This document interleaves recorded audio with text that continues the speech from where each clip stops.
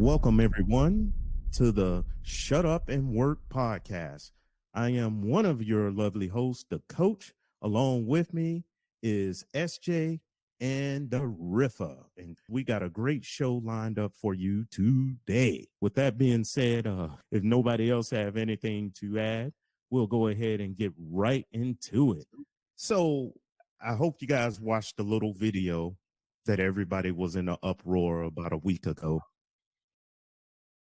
Deion Sanders, who is now the head football coach of the Colorado Buffaloes. I was about to say Bulldogs. It's Buffaloes. And, of course, he left a black HBCU in Jackson State, and that situation didn't go too well there after his final season. And anyway, if you know about, I know SJ has already stated she's not big football, but I know me and Riffa, because of our age, we know about Deion Sanders, especially in the late 80s to the 90s when he was playing football, and he was a damn good football player. And of course, the comments were, it's very short. If you guys watch the video, basically, he was on this show called Rich Eisen or whatever. I think it's on the NFL Network. Some white guy that got famous as usual.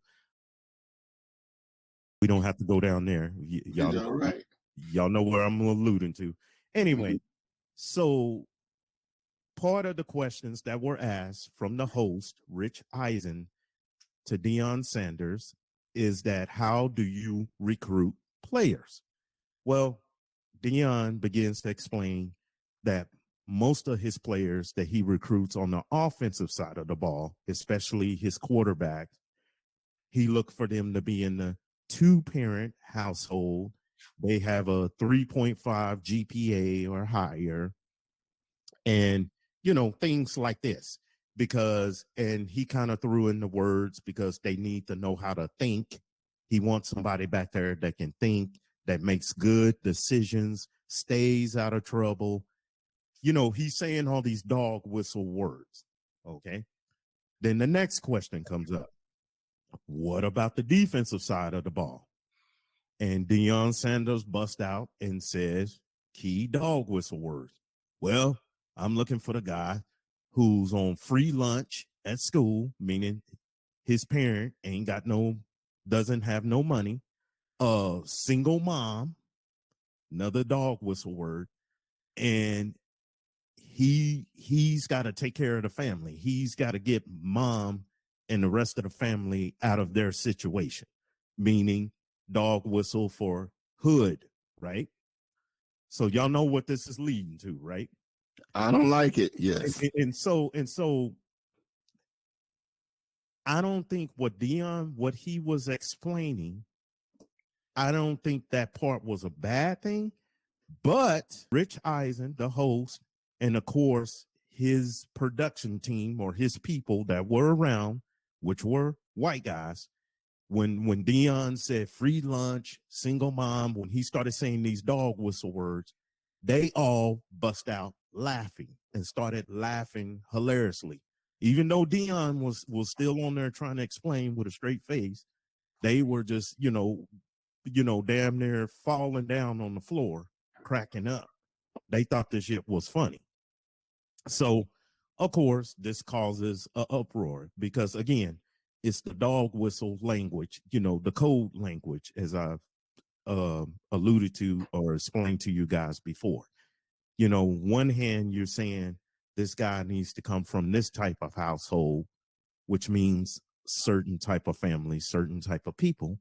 And then on the other side of the ball, this guy is coming from this type of household, So anyway, if you guys watch the video, I'll get your quick input, take on it or whatever. Who wants to come up first? So I'll go first. Okay. So, I watched that clip. To me, it seemed like Deion is fitting into the stereotypical identification of minority or black people. And him being the position he's in, I just don't feel like he should have done that.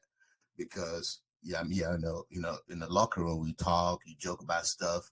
but you're on a stage to where you're higher up now. To do that, I mean, we all know white coaches, whatever, that everybody probably do it. They probably do it. They just don't talk about it.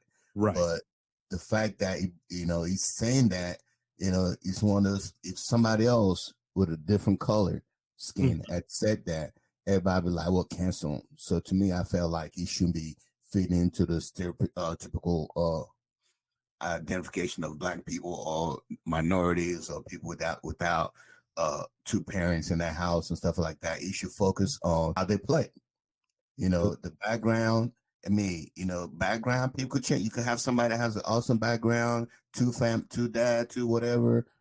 Everything is good, but then they go make the dumb decision once they go and look at their videos and how they've been playing in their career, not how they grew up. Great point. All right, SJ. I agree with you 100%, Rafa.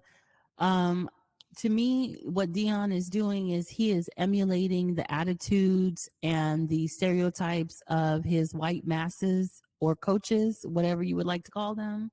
And while there may be a little validity in what he's saying in terms of, he's evaluating a person's entire background for a particular role. The fact that he's choosing to say it in that way and he doesn't understand that it's problematic, in addition to his own history and the way that he's acted out and conducted himself, throughout his career, to me is a joke. And you're right. Again, if somebody else had said this and disclosed this kind of bias, then that would have been problematic. But it's supposed to be acceptable just because he's black. No, there are other ways that you can call these things out, because what we're talking about is a matter of privilege. At this point, if you have parents that are middle class and have income to put you in sports and pay for you to be in programs and get coaching and tutoring, etc., then you have a certain privilege that a lot of other kids don't have. And we also know that a lot of kids who don't have those privileges do use sports and other extracurricular activities to excel and to get opportunities that they might not have academically. So the fact that he's talking about it in this way, I find to be problematic. I'm not really talking about canceling anybody or anything like that, but and again, maybe it's because I'm not in the sports world like that, but he can have several seats. Like, I don't need to hear him speaking. And they were right to laugh, because you are cooning and making a fool and being a clown. Good points. Both of you made some excellent points on that, and I like what y'all were saying, because as both of you alluded to. Now, I'm not telling the man how to recruit, but I think there is a code of conduct. And what I mean by a code of conduct is certain things you're not going to say around other people.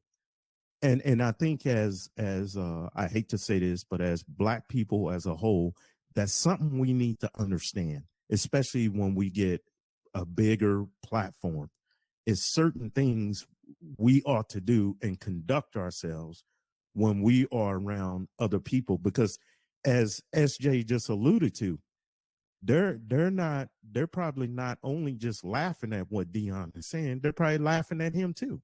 Like, hey, because they probably done their research, saw how he come up, which I don't, I haven't done the research to see how he come up. If he came up with a single mother, if he was the kid that had to be on free lunch, if he was the kid where he's coming home and his mom has to work 2 or 3 jobs and he's saying, damn, I got to do something. I got to do something. It's either going to be this football or I'm going to get in the game. I'm going to get out in them streets. Luckily, football brought him along with that. But as you guys said, some things are quiet as kept. And maybe he could have just described it with the grade point averages. He could have just said, hey, right, defense, I look for these guys, 3.0. I want them to think, but I want them to be a dog, And he could have probably left the single mom out of it. He could have left the free lunch. He could have left all those things that, as Riff alluded to when we were talking about the other subject, those dog whistle words that people like on Fox News and stuff pick up, and their type of audience, and they say, yeah, that's right. He's talking about ninjas. He's talking about black folks. You know, that's them. They live in the hood, shoot each other up and all this stuff. So as you guys were saying, some of the things is it's a code of conduct. And sometimes I think we lose that. And we think that sometimes, in my opinion, by talking to other folks, talking about problems that we have amongst ourselves with other folks, I guess we feel like that's putting us on a higher level. And just like the guys did on the Rich Eisen show, they all busted up laughing, cracking the hell up, you know. And as you guys bring up the excellent point that you guys hit a home run on, is that they were probably part of their laughing. They were probably happy that Deion said it because they didn't have to come out and say it, or they didn't have to say their true thoughts and feelings on what they think about certain football players and what backgrounds they come from. Again, I'm going to say that the situation here is Deion's own mindset. He has inherited this mindset from the people who raised him up, coached him, and groomed him, and that comes from the oppressor. So, of course, he has this mindset. While there is some validity to the fact that anybody that you choose, whether it's to recruit for a sports team, a job, etc., what you choose in a life partner, you want somebody who's going to be stable, who's going to be able to grow with you, and who's going to be able to deliver the talent or the outcomes that you want. But again, we're talking about kids. So these kids need to be groomed. They need to be coached, and they need positive influences no matter where they come from. That is the title and the job of a coach. Right. Not necessarily to raise them or to be a father figure to them, but you don't just coach them on the field. They have to think critically in order to understand plays. And that's something that happens in school. So maybe if you want your players to be able to think critically, you should stop helping them pass classes that they can't pass so that they can play, so that they can be big money making mules for you, and go out there and put on a show on the field, even though they're not getting the education that they deserve to get in school. I mean, this is a whole system. Again, this is a whole system. So you're calling out the victim or the participant in the system who's getting used, but you've already bought into the system. Great point. Ooh, I love that. You hit a home run on that one. Go ahead, Riffa. I didn't get a touchdown. Oh, I'm sorry. Yeah, since we're talking about football, yeah, I know that much about sports. Wow. Okay, so you get a touchdown and a field goal on that one. Go ahead. Right. I mean, again, it's just, to me, I'm thinking Deion, it was being Deion back when he was playing, and he got into the conversation, and the Deion, the coach, wasn't there. So he just started talking about locker room stuff. I mean, things, you just talking to me, you just say, like, to be funny, but to put out there in the public like that, again, I believe the recruitment should be based on the game stats, because these guys been playing through high school, they've been playing to college.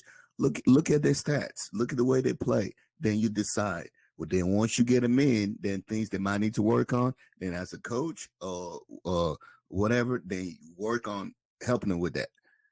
But don't X them out because they grew up with one mom, or they have to get a food stamp, or they can't afford this, they can't afford that.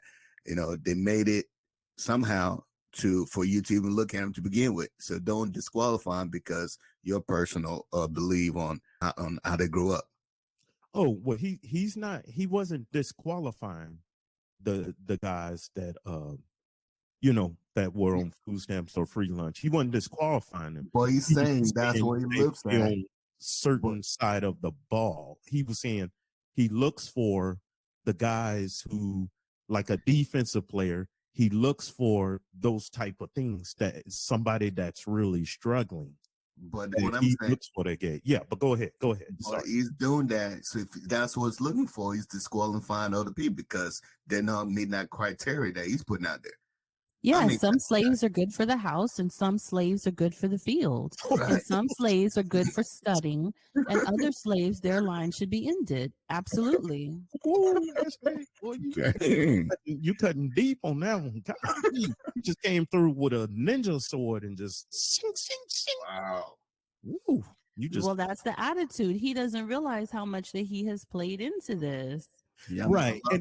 And I guess what I go ahead, Riffa. What would you? I mean, look, I love the guy, but again, you know, he needs to apologize for making another statement because again, maybe it didn't come out the way you wanted it to come out, but that's what I'm looking at. You can't, you know, if somebody's been playing that position for a long time, and all of a sudden I find out, he had a single mom or single dad, even though maybe he's joking about it. But then other coaches, other NFL people that look up to him, they're gonna start. Hey, you know what? We're gonna start doing the same thing. He just gotta realize the platform is in, and certain things he just needs to chill. You know, saying like that. Well, and he probably, as you was alluding to, Riffa, you kind of touched on it for a second. Other coaches were probably doing the same thing even before he started coaching. They were doing this, and that's why I think when they all started laughing, those other guys started laughing on the show, is because they probably in some circles behind closed doors have heard a white coach say the same thing. Hey, when we go in this house, and as a matter of fact, what I'm going to do, I ran into him this weekend. I think I have his number, not Deion, but there's another college coach. There's a guy who used to coach here in San Antonio at the University of Incarnate Word, basketball coach. Mm-hmm. And he kind of talked about some of these similar things. And I know I got him on my sports podcast in the past, but I'm going to try to see if I could get him to come on to kind of give an insight and say what they actually look for, because he kind of broke it down to something similar to what Deion was saying, is like how they kind of as SJ alluded to, maybe prey on these players, prey on their circumstances to get them to come to their school. Hate to say that, but you know, it's good to hear it from somebody else's mouth. No, it's the truth. There are systems in place. All of this is intentional. It is not an accident. Right. And the problem is that when we, as Black people, finally get a seat at the table, we get our foot in the door. Yep. It's been so deeply ingrained in us that we perpetuate it instead of stopping it and fixing it and making it better. Right, because we feel that and some of the interviewees that we're going to bring on, I know it's going to be older generation, and as you said, SJ, the mindset of some of these people is because, like you said, it's been ingrained, and they feel like if 100 Black people come up and tell them, man, you're doing a great job, you are awesome, you are wonderful, it means nothing. And then one white person come up and tell them, man, you're doing a great job. Diggity. Yeah, exactly. It overrides the Black people. God. Uncle Ruckus. Right. You made it, boy. You made it. It's like what we told ourselves as people when we give each other a compliment, it means nothing. It means spit. You know, it's like, hey, man, what the dude talking about? Man, I'm going to hit him upside the head. He say something to me again. Again, that's not by accident. All of this was instilled and created purposefully. Yes, I agree with you. I agree. And I was just making, that point just to dive a little deeper for the audience to the point that you had made. Yeah. So, and you know what the funny thing is when it comes to free lunch and all the rest of this? Everybody admires Donald Trump because he can cheat the system and he knows how to get over on his taxes, and he doesn't pay taxes because he's so smart. Yet when we take advantage of programs that are available out here because they're free, because they're meant to supplement, like literally all, there's a food pantry that is giving away food to people who don't need it because they need to get rid of the food because it's going to waste. Right. Why isn't it going to the people who actually need it? Because things don't always work out the way they're supposed to or the way that they're planned. I have a friend who is a single mother. This is an accomplished woman. She has a master's degree. She's a professional. She is an entrepreneur. She has her own businesses. She's already set up her son with his own businesses. She's helped him to publish a book. Mhm. But because she is a single parent, he has a deadbeat dad, she wanted to get him involved with a mentorship program. But Mhm. because she got involved with the mentorship program, they judged her and they didn't listen to what her qualifications were. And they assumed that they were underprivileged. Just because somebody is on free lunch, if that school has free lunch, that school has free lunch. You know, that doesn't mean anything. That doesn't define the person. And oftentimes it is the people who have challenging circumstances who are able to overcome those because they learn lessons early in life and they learn how to persevere and they learn how to be tenacious. Those are the people that really accomplish the things, as opposed to the people who were born with a silver spoon in their mouth, or the Nepo babies. Exactly. And you know the funny part about it, going back to the free lunch thing, another history lesson. You guys can look this up to quote me and call me out if I'm wrong. But I think the whole free lunch program, you know who started that in schools, for schools? Was it the Black Panthers? There you go, right there. The Black Panthers. And you know the American government want to go after them, label them as bad people and stuff, and Terrorists. then shut them down.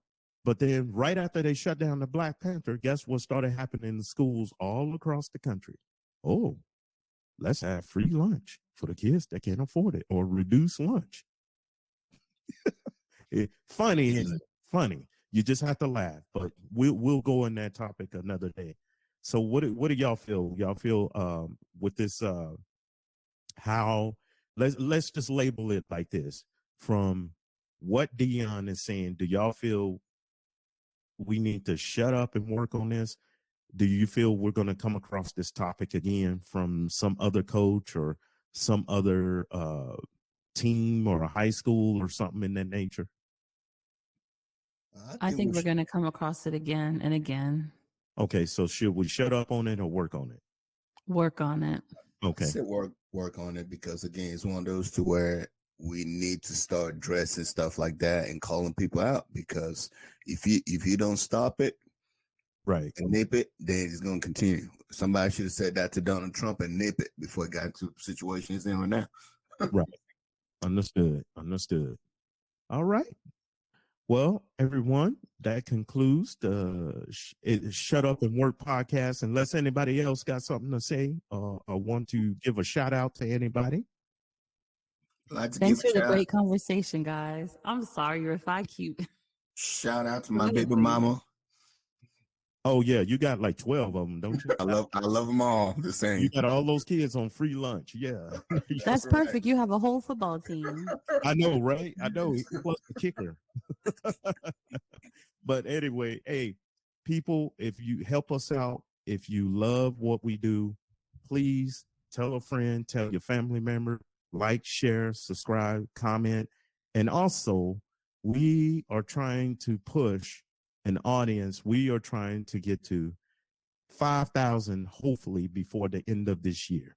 That's our goal with this podcast. And again, we want to keep it a safe space for Black people to come in and share your thoughts and your experiences of what you had to deal with in life, whether it's in the workplace, whether it's going to school, family, just whatever, across the whole board. Because I know there's plenty of stories out there that a lot of people like us need to tell and need to share with others. So with that being said, thank you all. Good night and have a great evening.